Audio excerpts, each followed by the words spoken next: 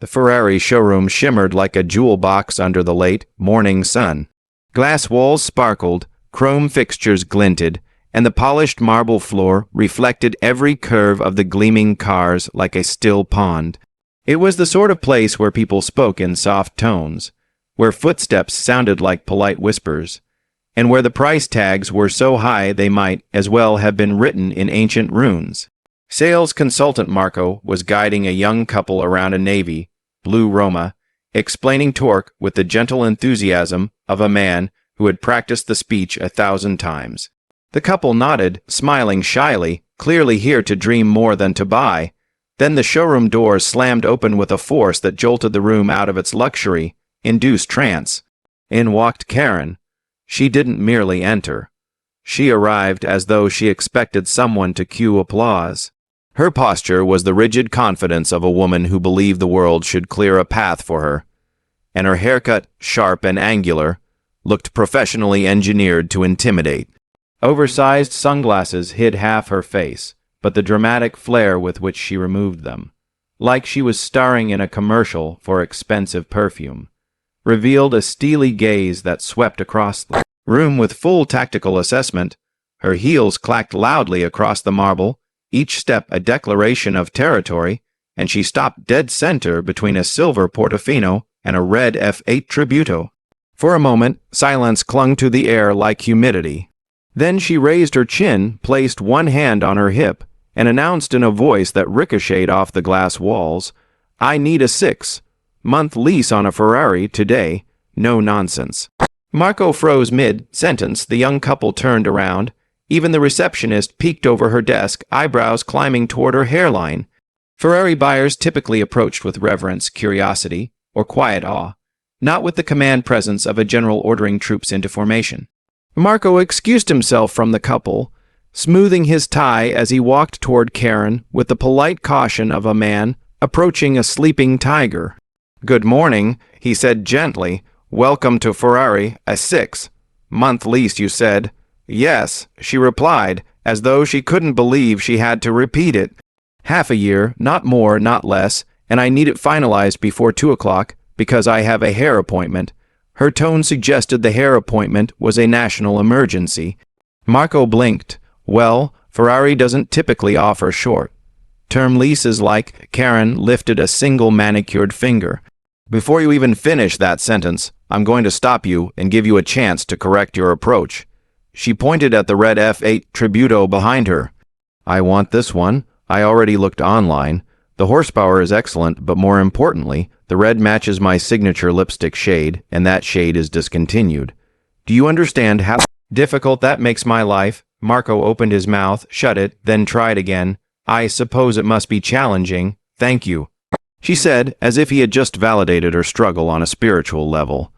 "And I'll need the car for exactly 6 months, because my HOA annual gala is in 3 weeks, and I will not."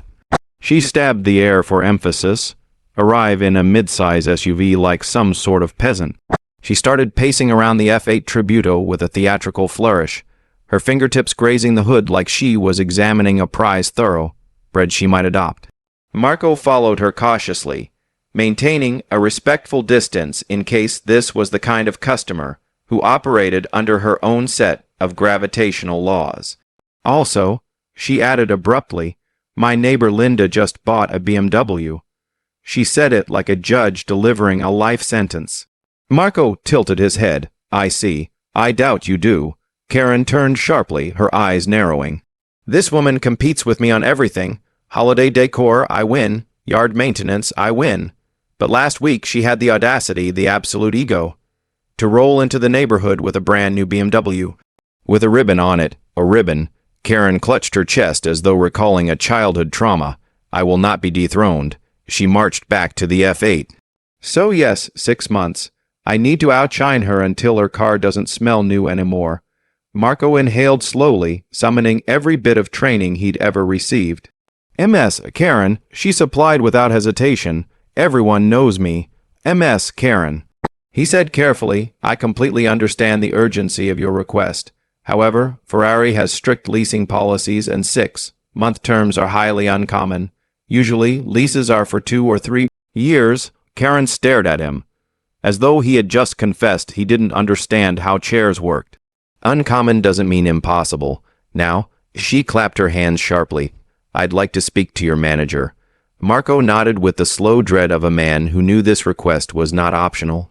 Of course, I'll get her for you. While he walked to the back office, Karen examined her reflection in the glossy red paint, adjusting her hair with the precision of a surgeon. A father and teenage son stood by an SF-90 Stradale nearby, whispering in awe at the machine, but Karen's presence drowned their conversation entirely. Is she famous? The teen whispered. No. The father murmured, but she definitely thinks she is. Karen straightened her posture, adopting a stance that suggested she was preparing for a magazine cover shoot. Meanwhile, the showroom staff exchanged glances, silently communicating the universal message. Good luck, Olivia. Karen tapped her foot impatiently, clicking her nails against her phone as she waited. She checked her watch. I hope the manager understands time is a factor. She muttered aloud to no one in particular. These negotiations must be swift. I need to schedule a spray tan. A nervous valet who had just walked in paused mid-step, reconsidering his life choices. Finally, the office door opened and the manager, Olivia, poised and unshakably calm, appeared. Even from across the showroom, Karen locked onto her like a heat-seeking missile. Marco whispered something to Olivia, who nodded with the serene composure of someone who had solved worse problems, or at least pretended she had. Karen lifted her handbag onto her shoulder, squared herself dramatically, and prepared for battle. Her voice rang out the moment Olivia approached. Good, you're here. Let's get my Ferrari situation sorted immediately. And without waiting for an invitation, Karen swept toward Olivia as though the entire Ferrari brand depended on her arrival, approached with the graceful calm of someone who had faced many hurricane-level customers before, though perhaps not one quite like the force of nature standing before her in designer heels. She extended a polite hand. Good morning. I'm Olivia, the showroom manager. I hear you're interested in one of our vehicles. Karen shook her hand briskly, more like she was confirming a business merger than greeting a human being. Interest is an understatement. I need a 6-month lease on the red F8 Tributo immediately. Not tomorrow. Certainly not next week. Today. Olivia offered the kind smile that had been honed through years of diplomacy. Of course. Why don't we step into my office and talk about what you're looking for? Karen strutted forward without waiting for directions, as if she knew exactly where the office was.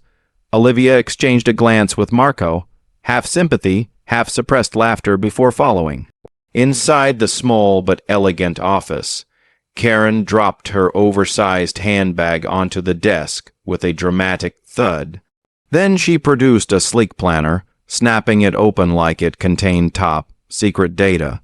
Its pages glittered with color-coded tabs, stickers, and neatly drawn boxes that hinted at a level of organization bordering on militaristic. I have everything prepared, she announced, flipping to a page titled in bold gold letters, Reasons I Deserve a Ferrari. Olivia blinked once, twice. She hadn't known that customers prepared rationale lists for supercar leases, but there was a first time for everything. Karen turned the planner toward her. You'll find subcategories. I keep things structured. First, community enhancement. Driving a Ferrari elevates neighborhood morale. People will feel inspired, motivated. Olivia studied the page, nodding politely, though she wasn't entirely sure the Ferrari brand considered morale improvement as a leasing factor. Karen continued briskly. Second, promotional value. I'm an influencer. Micro-influencer, technically, but that's still influence. I have a dedicated following of several hundred people who absolutely adore my seasonal homes. Decor advice. If I tag your dealership twice a week minimum, you'll get tremendous exposure. Tremendous, Olivia echoed with immaculate neutrality. Karen flipped to the next page. Third, social equilibrium. My neighbor Linda bought a BMW, and she parked it diagonally on purpose so everyone on the street would see it. She thinks she's making a statement. I see. Olivia murmured, I'm making a bigger one. Karen declared, a Ferrari-level statement. She leaned in, lowering her voice dramatically. This Ferrari isn't just a car. It's a message. a declaration of aesthetic dominance. Olivia pressed her lips together to avoid smiling. Well, Ferrari definitely evokes emotion, she said carefully, but let me be transparent with you. 6-month leases are extremely rare. Our manufacturer agreements encourage longer commitments. Karen snapped her planner shut like a judge concluding a case. Encouraged isn't the same as required. Well, Olivia said, choosing her words, there are strict guidelines we must follow. Karen arched an eyebrow. Guidelines are flexible frameworks. Surely you, as the manager, have the authority to authorize a special arrangement. Olivia folded her hands. It isn't about authority, it's about policy. Karen leaned back in her chair, crossed her legs with a controlled swing, and exhaled. All right, I didn't want to bring this up, but you force my hand. She slid a glossy business card across the desk. It read, Karen Montgomery, community visionary, no contact information, no title description, just those 2 words. Olivia nodded politely. A visionary, yes, Karen said proudly. Every neighborhood needs one. Olivia kept her expression neutral with impressive discipline. And how does that relate to the lease? As a visionary, I engage in numerous events, galas, and fundraisers, Karen replied. Having a Ferrari enhances the prestige of every gathering I attend. You benefit, I benefit, the community benefits, everyone wins. Olivia inhaled through her nose slowly. I understand your perspective, but Ferrari's leasing policies are structured carefully. A short-term lease would require exceptional justification and likely an approval process from the regional office. Karen tapped her manicured nails on the desk. Then call them. Well, call them, she repeated as if Olivia had somehow misheard. Olivia sat back, maintaining her professional calm. Before we make any calls, let's discuss the financial aspect. A 6-month term would require a full upfront payment. There would also be a sizable security deposit. Karen waved a dismissive hand. Money is not the issue. Olivia blinked. It isn't, no. The issue, Karen declared, is time.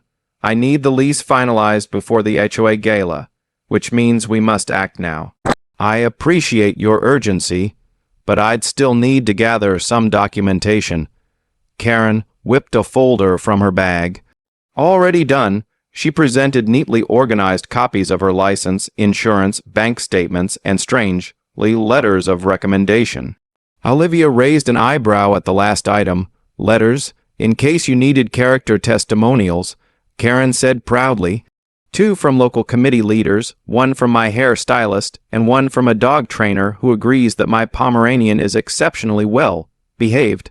I see, Olivia said, completely without judgment but struggling not to smile. And Karen added, tapping one nail dramatically on the table, I am prepared to donate a special award in your dealership's honor, the Karen's Community Courage Award. Olivia stared at her. The what? It's an award I created for people who show exceptional bravery, Karen said, as though this required no explanation. You know, organizing block parties, addressing neighborhood conflicts, running bake sales during heat waves, that sort of heroism. I appreciate the sentiment, Olivia said delicately. It comes with a plaque, Karen continued, a very attractive one, gold trim. I can have it customized with your dealership's name. Olivia folded her hands again.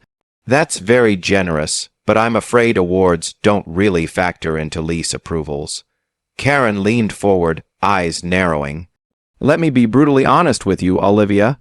I came here today expecting elite customer service, Ferrari, level service, and right now, I feel like I'm getting Toyota Camry service. The air went still. Marco, standing discreetly outside the office, choked on his coffee. Olivia didn't flinch. Ms. Karen, I assure you we provide the highest level of service. But service doesn't mean bypassing policy. Karen inhaled sharply, then exhaled through pursed lips. Fine, tell me what it would take. Olivia leaned forward slightly. A 6-month lease could potentially be arranged under a special promotional exception. It would require regional approval, a full upfront payment, and likely additional insurance coverage. I would need to verify your driving history and financial qualifications. Karen stood immediately, snapping her planner shut. Do it, Olivia nodded. I'll start the process, but I must warn you. Nothing is guaranteed. Nothing, Karen said, is impossible. With dramatic flair, she slung her handbag over her shoulder and marched out of the office to admire the red F8 again, already imagining how it would look in front of her house, and how it would devastate Linda. Olivia sighed, gathering the stack of meticulous documents. Marco peeked in. Well, he whispered. Olivia gave him a tight smile. We are possibly looking at a 6-month Ferrari lease for a woman who just tried to bribe the dealership with a courage award.